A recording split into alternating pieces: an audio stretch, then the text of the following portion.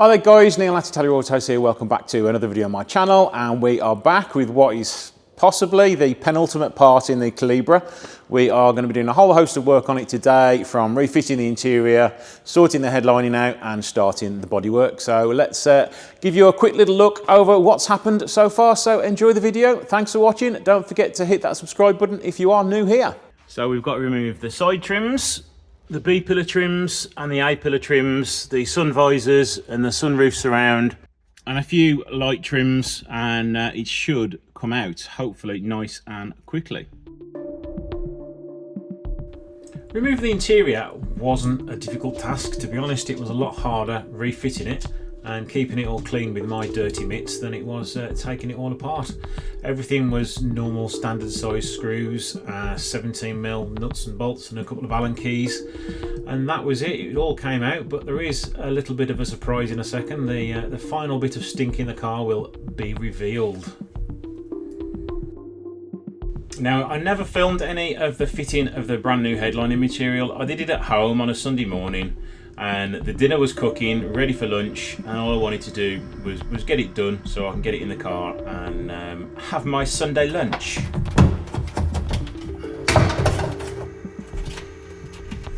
And there we go, revealing one of the nastiest looking headlinings I've ever seen. A little rat's mice nest on top there, and literally the whole of the headlining was covered in poop, which was great. So we just took that outside and pressure washed it off, and it came up a treat. The headlining is made of a really weird material. It's like styrofoam crossed with cardboard. It's really delicate and extremely fragile. Well, that has got to be the final source of the stink. I mean,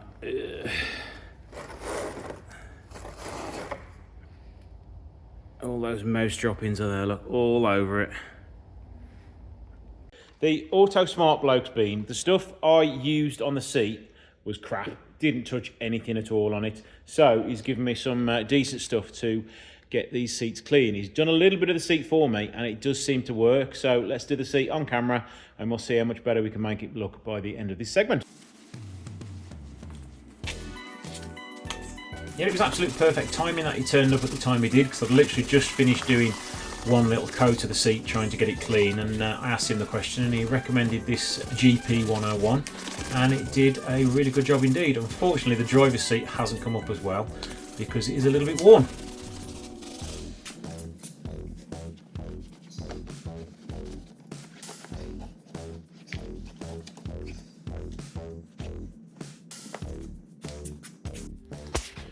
So that is just one pass. It's going to need probably 2 or 3 to get that properly cleaned up. But don't you agree that that is 10 times better than it was? Second pass, looking that much better. But we do still have a little bit of staining down there. With a little bit more work, I'm hoping that stain will come out. But if it doesn't, it's still 30 times better than it was before. Now, something that has been doing my head in since I bought it is the state of this steering wheel. So I've got my Auto Smart cleaner, and I'm going to see if we can make it look a lot better. I know I'm getting all the dashboard dirty, but that all needs cleaning as well.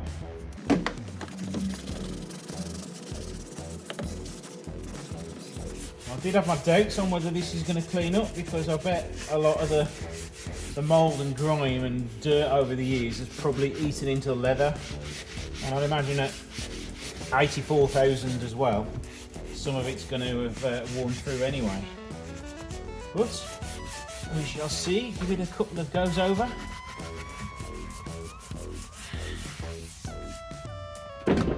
Go over number 1.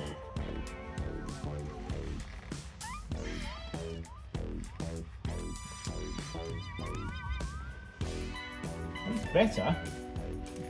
Is it like new? No, it is not. I'm soaking myself in the process of doing this.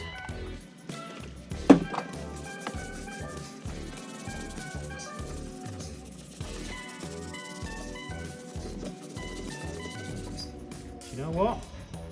It ain't terrible. You can definitely live with it.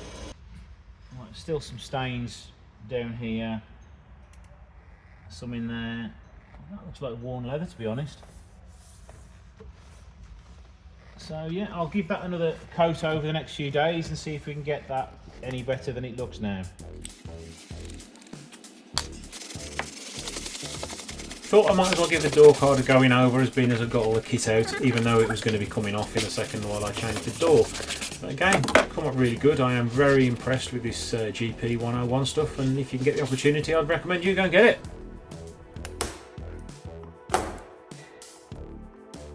You can see how brittle these are.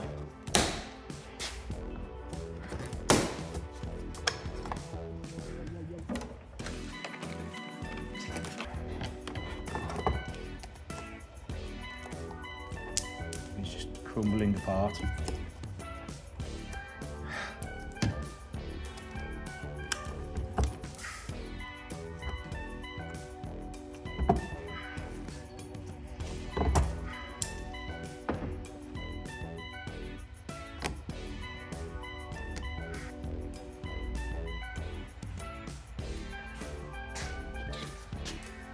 Well, no one's going to miss this number plate at night now.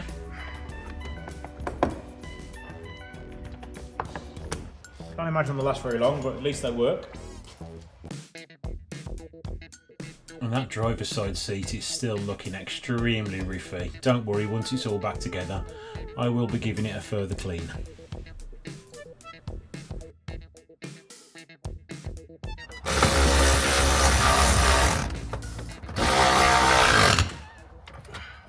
The first job we're going to need to do is fit this door. Because if you remember rightly, that door is rather damaged and rather dented at the bottom. We've got some damage to repair on the rear quarter, and we've got some damage to repair on the front wing, and a little bit of lack of peel on the rear quarter. So basically this whole side of the car is probably going to need a full coat of paint. Now off camera I have been busy installing the interior, so that is now all done. I've done the headlining. I have got a few grubby marks and I haven't quite finished it yet, but the headlining has been fully installed. There's a couple of little creases on it and I've got to put that light in properly, but literally everything else has been cleaned up and looks pretty good.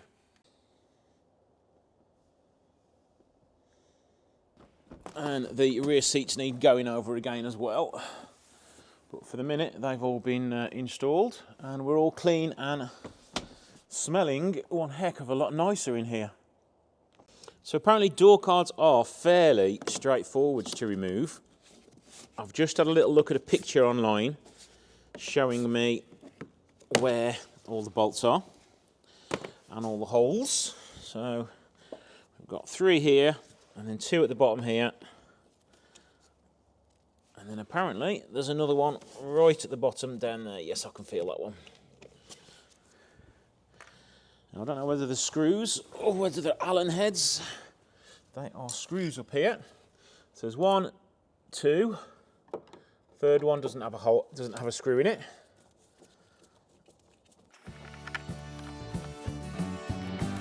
But I managed to pick a door up in exactly the same colour from a nice chap off one of the Calibra Facebook groups.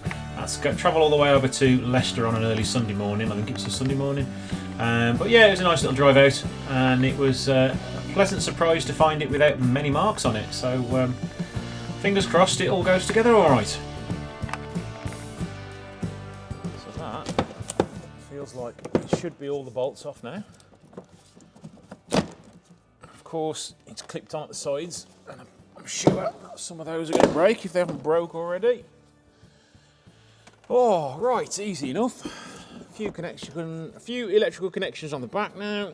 Right, door card is removed and safely to one side. This plastic isn't going to be able to be saved.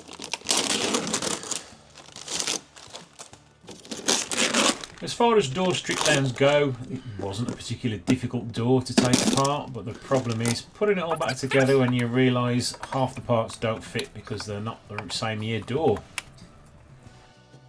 Looks like the window regulator is riveted in. So it's a door handle we need to remove, which is up in the corner there. We need to remove, hopefully we don't need to remove the glass. The other door's got glass on it as well. So it's just a case of removing what's hopefully bolts holding the door on, the wiring loom, and then the hinge down there. Looks as though I'm going to have to take the glass out after all.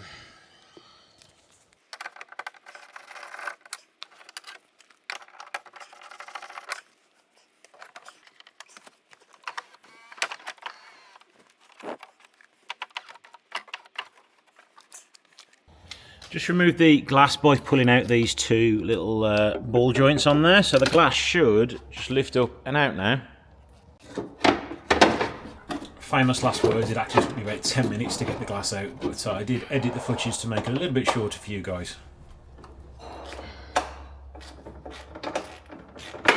Now I'm just removing one of the window runners so I can get access to the door lock and the door latch. It wasn't particularly difficult to remove, just two 10mm nuts if I remember rightly. Now off with the lock mechanism. It's only held in with 3 Allen key headed bolts, but I was very reluctant to get these undone just in case they rained it off. Just remove the complete lock mechanism, not too difficult to remove. So now I just need to remove this 10mm bolt, and then we're just onto the door pins and the door should be free to come off. So I had a little look on at the Tinternet, and apparently door hinge removal wasn't easy, so as far as I'm aware, door hinge pins are all the same. Pair of pliers round it, hammer it down like that, and as you can see, it's starting to come out. Of course, don't forget to support the door with a jack, because otherwise the door will end up falling on the floor, or at least bending the other pin anyway. Now I could really do with a second person, but I'm on my own, I've got no choice. This door is probably going to fall on the floor. Hopefully not hitting any other bodywork part. I'm sorry about that horrible noise you hear in certain segments throughout the video. It's next door's metal cutting machine. I do try and edit as much out as possible, but sometimes it's just not feasible to get rid of that noise.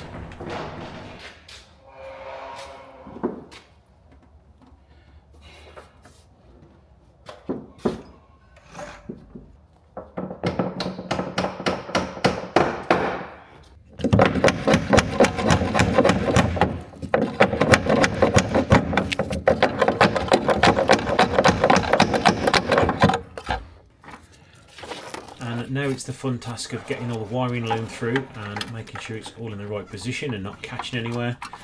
Otherwise we'll end up having to do some wiring repairs. But no, it was all good. Door handle is only held in by 2 little clips at the bottom, so it was quite straightforward to get that off the donor door. The door latch does need a little bit of adjustment because it is catching ever so slightly, but we'll do that later. I am pleased that that window works, because I wouldn't have fancied drilling out those rivets in that door.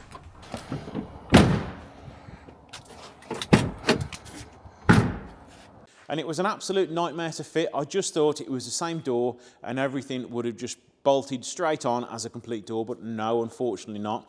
The wiring loom for the door was different, the door handle was different, so the lock wouldn't fit in it properly. The door solenoid was different as well, so I had to change everything over on the inside of the door. So that's why it is going to get painted with the door on and everything on it. I'm going to mask it all up because it was a nightmare to take apart and I don't fancy doing it again. So now it's time to start on the bodywork, and I'm going to start with this here. As you can see, there's a line which goes all the way through, pretty much all the way to the end of the wing. So I need to pull that back into it. So as you can see here, the wing continues all the way around there, so I need to pull that line back into shape. And I've also polished that wing up. I've not done the bonnet or anything, but if you look at how nasty the bonnet is, the wing was pretty much the same, and now it's come up pretty good indeed. Unfortunately, the dent was that big, I couldn't get my sander inside the hole to get rid of the remnants of paint and primer, so we had to get the wire wheel on my drill to get it out. And now I'm grinding away at the paint to give me another bit of metal so I can weld the earth to it. But it was being a real pain to get a good earth on this metal for some reason, but I did get there in the end. And I'll weld a few pins on there so I can then start pulling it off. I did think I could pull it out by hand, which I did a little bit, but after several attempts at pulling and pushing and jiggling and wiggling, it finally came out and gave me a little bit of a line back. That was the main one that pulled a lot of the dent out there.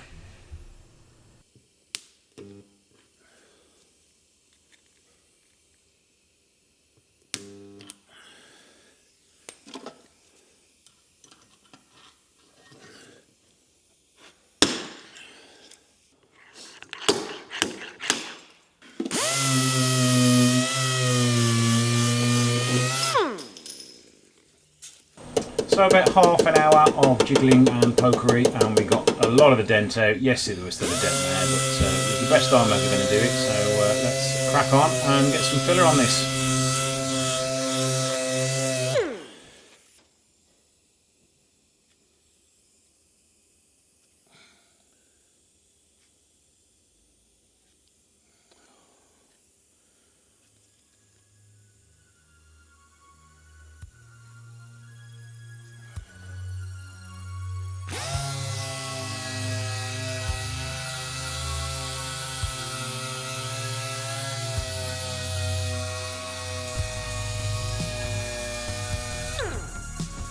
I did think as soon as I'd started this, maybe I should mask that area up just in case, on the off chance I don't need to blend into the rest of the panels. I can just put a bit of masking tape there to stop me from damaging it.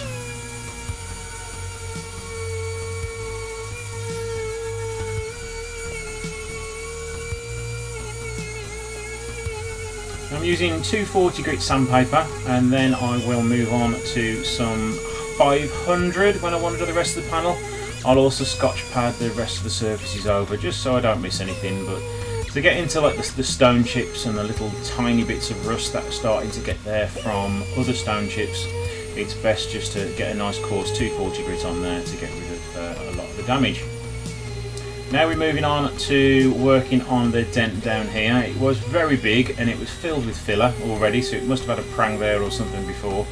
So that took some work to get the edge out of that, and then off camera I just pulled it out again and then put some more filler on it. Just using some masking tape so I know what line I've got to work up to while I'm filling and sanding. I think it was the second layer of filler I'd actually put on there, and it's starting to look a lot worse than it did, but it's only going to get better from now on.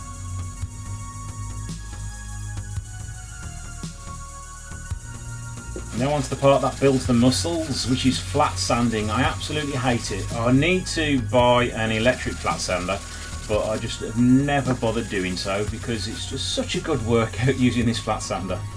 But it is great for getting a nice flat line. If you're using a DA sander all the time, you're never going to get a flat level that easily. So if you're doing a big open area, you are better off using a flat sander. Now all the main filler work is done, we're moving on to some dolphin glaze, which is just a nice smooth surface that we can paint onto once we've sanded it down again.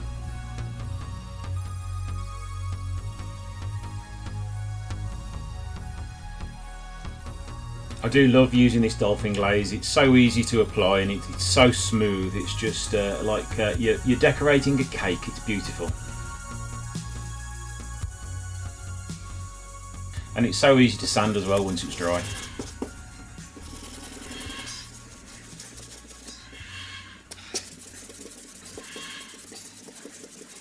Now your fingers are one of the most important tools when you're sanding. You need to be able to feel for any lumps, ripples or dents you've missed. So I did actually have to go back over this once more because I'd missed one more down the bottom than I could feel there. Just where the panel had rippled a little bit where I was pulling it out, so I had to hammer it in and put a little bit more filler in there. But I can't believe I actually started filming this video. I think it was towards the end of October. It's taken this long to get round to doing all this body work.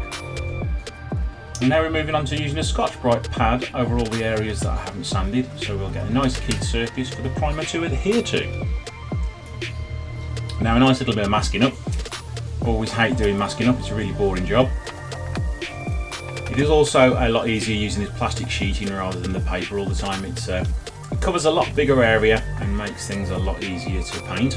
The only problem is with it is if it's dusty and the wind blows or you move it, you can flick up a lot of dust and it'll go all over your freshly painted car.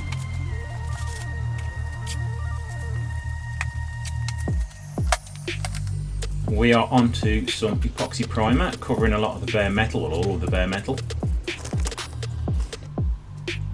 And then we've moved on to the filler primer, which is a nice thick primer which you can sand back to get a lovely smooth surface for when you paint.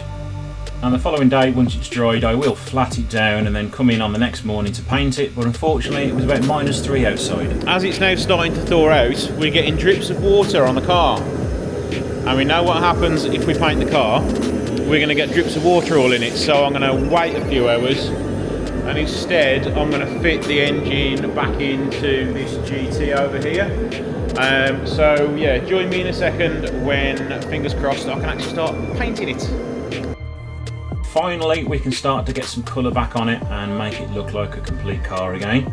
When I put this first coat on, I was thinking, oh my days, it's so the wrong colour. But by the time I'd put about 3 layers on, it was starting to match up with the other colour of the paint. I did plan on blending into all the other panels, but there was a little bit of me thinking that it would be perfectly fine. So we'll find out when we unmask it if we need to blend into the bonnet and the bumpers. Complete base coat now, all done.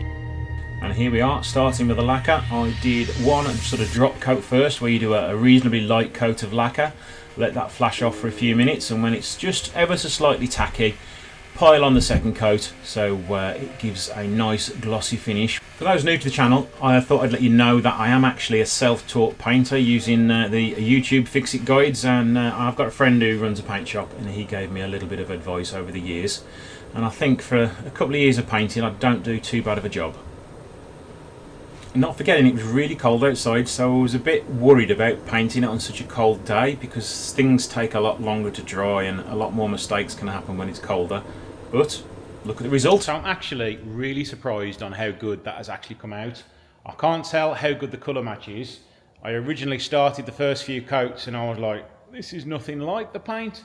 But after literally about 10 layers, because my gun is misbehaving, it's not spraying right, so it's blocked somewhere. So I tried several times during the spraying process to cure it, but unfortunately it didn't work, so I've had to live with a half-broken gun. And to be honest, for doing the lacquer coats, the half-broken gun actually worked better because I've got 0 runs. Now, if it wasn't for me painting in such a bad environment, there would be 0 defects in the paint. There's a little bit of dust got in it, but other than that, I am really, really happy with it. It's still wet, so I'm not going to get too close to it. You can see like a little bit of dust dropping in the top bits there, but as far as it goes, as soon as that's dried, I can mop the paint and get it out. But yeah, everything is looking pretty good on it. More dust seems to have come in the front wing, but again, once that's mopped and polished, that will all disappear. So I think that is a really good time to end the video for this week. So thank you guys for watching, and don't forget to like, share and subscribe, and I'll see you in the next video.